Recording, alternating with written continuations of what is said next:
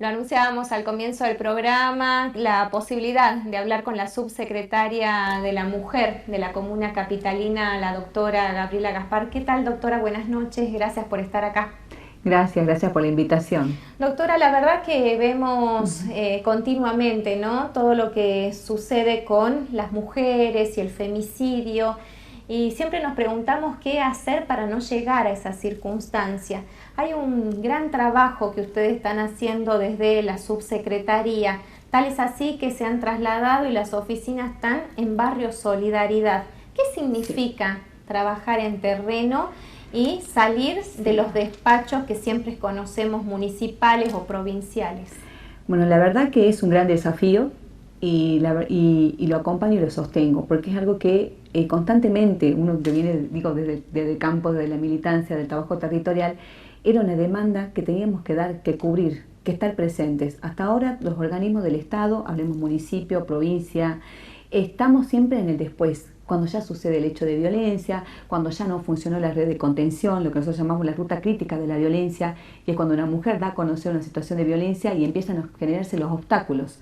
Entonces, el hecho de haber descentralizado los servicios y de poder estar en territorio, como llamamos nosotros, en el barrio, ahí se nota la diferencia y lo que implica estar en la instancia previa. ¿Y por en qué la etapa Barrio de prevención? Solidaridad? Porque represento, nosotros en el año que trabajamos del diagnóstico que realizamos en el periodo 2020, en pleno contexto de pandemia, el 43% de las más de 5.000 asistencias que realizamos se concentran en zona sudeste. O sea, es un alto índice y de los cuales un 77% de esa asistencia que realizamos ya viene con un riesgo de vida alto, que es intento de femicidio, que no sale en la denuncia, porque también ahí hay otro conflicto. Cuando van a realizar una denuncia y una mujer dice, me intentó acuchillarme, ahorcarme, no se lo toma como intento de femicidio. Y el solo relato de la denuncia ya tiene un sesgo que impide que las medidas sean efectivas. A nosotros nos ha pasado inmediatamente empezar a trabajar, que estamos desde el 2 de febrero con la Subsecretaría de la Mujer, en el CIR de Solidaridad con todos los servicios ampliados, más los otros CIR también, pero estamos haciendo foco en zona sudeste por esta problemática, que del 68% que teníamos de riesgo alto de vida, de la asistencia que veníamos realizando, significa en el momento en que estamos interviniendo, se nos bajó un 35%.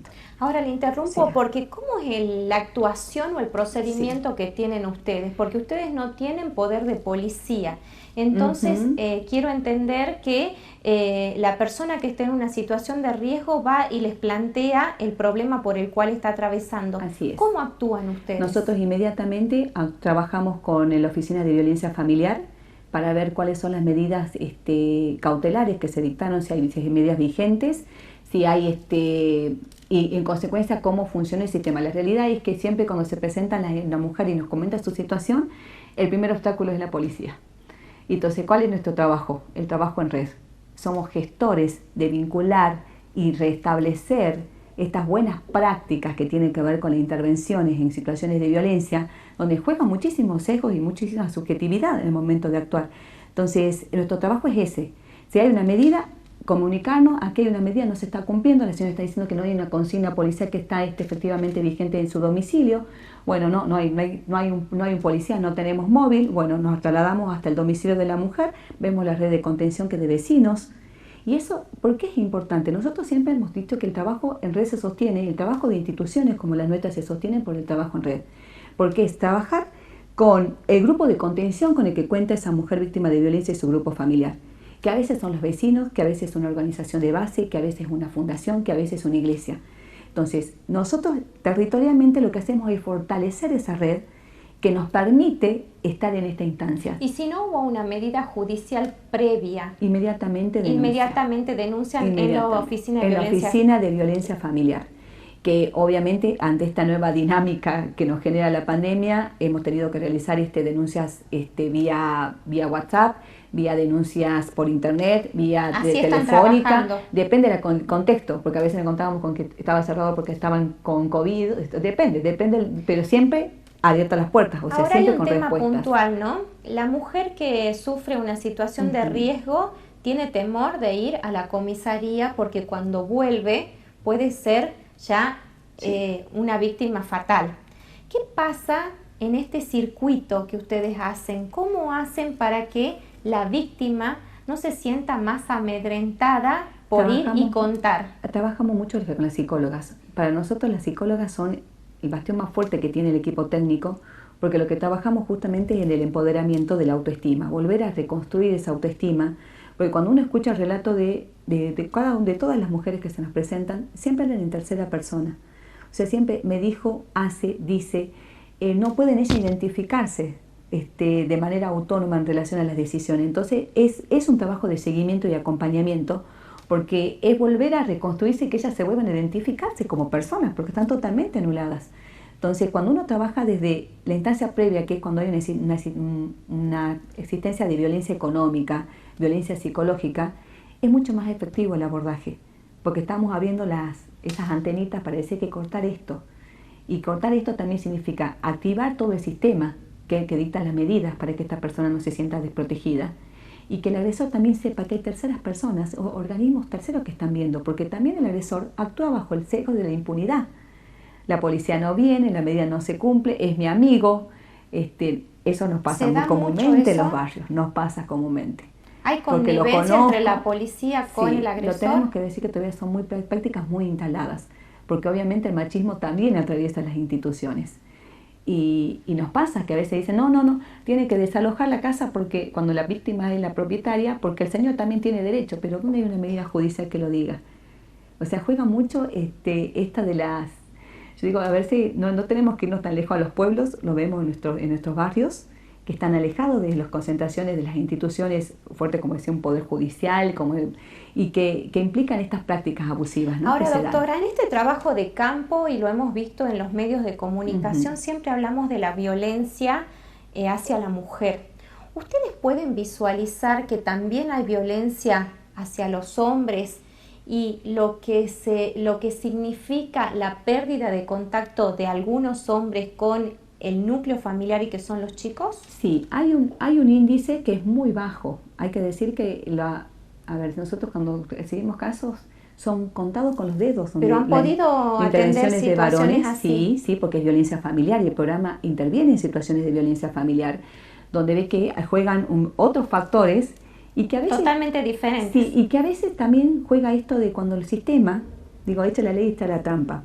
Tenemos esto de tener sistemas que utilizan como el copy-pegue, también juega en contra.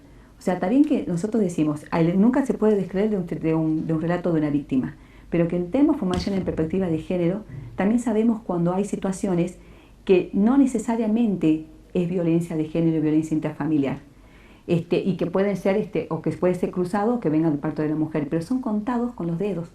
Pero ¿cuál es el problema? Que el sistema no tiene esa mirada, mejor dicho, no el sistema, los operadores de justicia. Todavía no existe esa mirada transversal e integral. Estamos actuando, por ejemplo, nos pasa, nosotros estamos denunciando que no se está cumpliendo con una cuota alimentaria y la ley 7888 dice que una jueza de violencia puede pedir medidas en relación a fijar una cuota provisoria de alimentos que cumpla. No se lo hace. ¿Y cuál es la medida que se dicta? Absténgase de ejercer hechos de violencia. Eso a nosotros nos muestra que hay un copy-pegue. No tiene nada que ver una situación con otra. Exactamente. Y eso es una constante que se nos presenta. Ahora, cuando hay un acompañamiento de equipos técnicos y se puntualiza, uno ve esa diferencia. Entonces, pero eso tenía que ser una práctica sostenida, no por las intervenciones de un equipo específico, ¿no? Ahora, también tengo entendido que han estado trabajando con la población trans. ¿Cuál es la situación que tiene este sector social en nuestra ciudad? También, digamos que los factores de vulnerabilidad están presentes, que tiene que ver con la discriminación. ¿Hay un relevamiento de la cantidad de gente que ocupa este colectivo?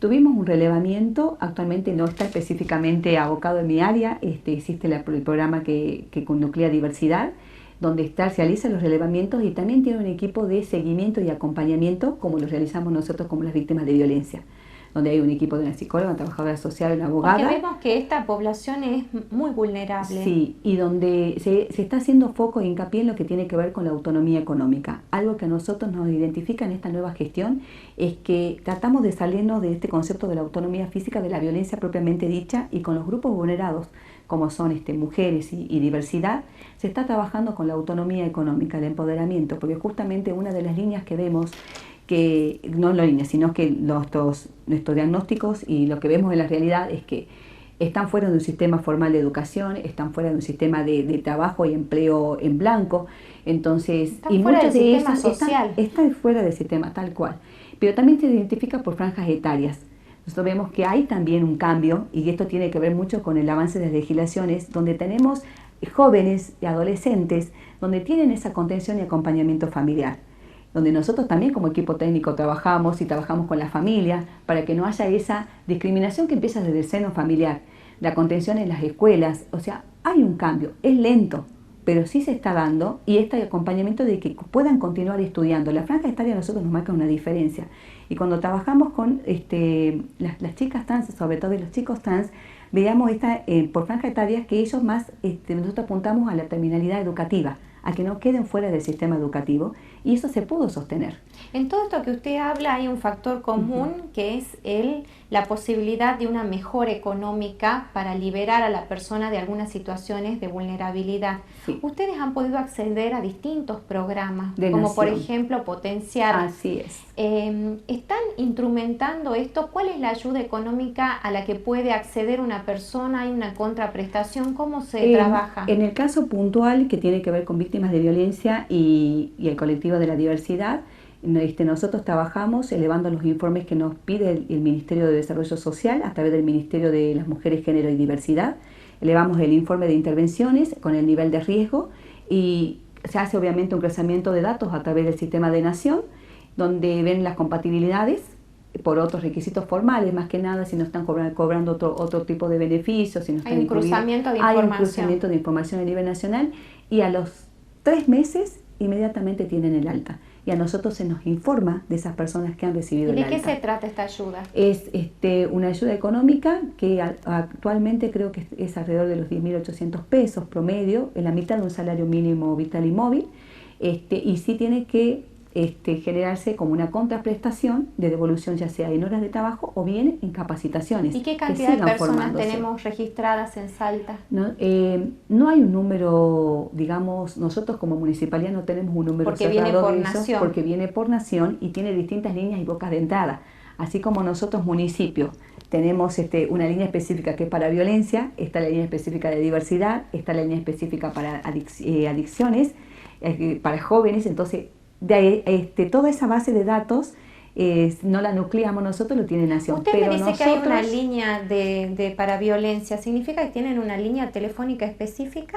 Nosotros como programa directamente mandamos comunicación directa, y por eso tenemos la respuesta a los 3 meses, y nosotros comunicamos con cada una de las mujeres con las que se le ha otorgado el beneficio, inmediatamente también las contenemos, ya sea con los grupos de fortalecimiento o con nuestras 30 líneas de capacitación. Ahora, ¿hay alguna línea telefónica por medio de la cual alguna persona que esté en una situación de violencia, llámese mujer, niño, hombre, mayor, adulto mayor o lo que sea, pueda comunicarse con ustedes? Sí, nosotros tenemos una línea de celular, pero generalmente pedimos primero que se utilice la línea de 144, porque nosotros somos capital. Y muchas veces... Aparte es un número más fácil de registrar. Exactamente, y además inmediatamente la línea 144 los deriva. Si no, nuestra línea de contacto es un celular que es para fijar los turnos, las intervenciones, las consultas, que es el 3876-3456-29. Esa es una línea fija que sostenemos, por el cual se fijan los turnos, las consultas y los seguimientos. ¿Tienen cuantificado qué cantidad de intervenciones tienen, por ejemplo, semanalmente, de la cantidad de gente que asiste, por ejemplo, al SIC de Barrio Solidaridad y al resto de los SIC que están habilitados? Nosotros realizamos, tenemos cuantificado y cualificado. Por eso cuando hablo de los porcentuales que le doy es justamente porque llevamos un registro del día a día de cada persona que viene, y si esas intervenciones es una primera vez, y los seguimientos pongo un ejemplo, de los más de 5.000 intervenciones que realizamos el año pasado, 2034 están con seguimiento. Y nosotros cada 3 meses tenemos muchas intervenciones judiciales, cada 3 meses elevamos los informes judiciales, informando cuál es el seguimiento, cuál es el avance, cuáles las medidas que consideramos que deben ser sostenidas o cuáles no. Y en estos momentos, ¿qué cantidad de gente va diariamente, semanalmente o mensualmente? El número que me pueda decir. Al día de hoy tenemos, lo que de enero a marzo inclusive, tuvimos alrededor de 389 intervenciones, o sea, casos nuevos intervenidos, más las 2034 seguimientos. ¿Qué podemos hacer desde el lugar que nos toca? Comprometerse. Yo creo que si nosotros hemos logrado tener unas intervenciones con riesgo leve en el sentido de que no estamos poniendo en riesgo a estas personas, es porque ha llegado por una vecina, ha llegado por alguien que ha visto la situación y se ha comprometido y se ha metido. No hizo la mirada hacia otro lado, ¿no? No hay que tener miedo. No hay que tener miedo, no hay que tener miedo y algo que uno siempre dice, hay que hablarlo porque la persona que está al lado, que es mi vecino, no es que no escuche y no sepa lo que está pasando, sino que a veces no interviene porque no sabe hasta qué punto puede o no poner en riesgo, ¿no? Y hay mucha más conciencia también de eso. A nosotros nos pasa que con esto de salir territorialmente y estar en el barrio. ¿Estas intervenciones del vecino son anónimas? No. Hay un compromiso y no están siendo anónimas. Son anónimas cuando estábamos, ahí hay otra diferencia, cuando estábamos como lejos del barrio, en el lugar, sí venía la vecina y decía, por favor no comente, intervenga usted, ahí sí. Pero ahora que estamos presencialmente, la vecina se identifica como tal y ella misma nos dice, cuando ve que no, pues yo les voy informando, les voy avisando. Ella no tiene celular, bueno, mi celular, llamen a mi casa, quieren que yo la vaya a ver, así, o sea, las redes se construyen y son las vecinas las que están siendo nuestras redes de apoyo para poder sostener este trabajo, porque no es que tampoco somos un gran equipo y mucho personal abocado a este servicio, sino que obviamente son equipos sectorizados y formados y limitados en tiempo también de jornada de trabajo. Entonces, ese vecino está después de las 20 horas, ese vecino está un fin de semana y es el que a nosotros nos avisa. Doctora Gabriela Gaspar, muchísimas gracias. Ojalá que todos pongamos más el corazón, porque esa vecina seguramente pone el corazón. Así Ustedes es. también con los pocos recursos que tienen y todos nos comprometamos para justamente lograr lo que están logrando, que es disminuir el índice de femicidio que ya se nota por esta ampliación de redes. Muchísimas gracias. Nosotros hacemos nuestra última pausa. Ya volvemos.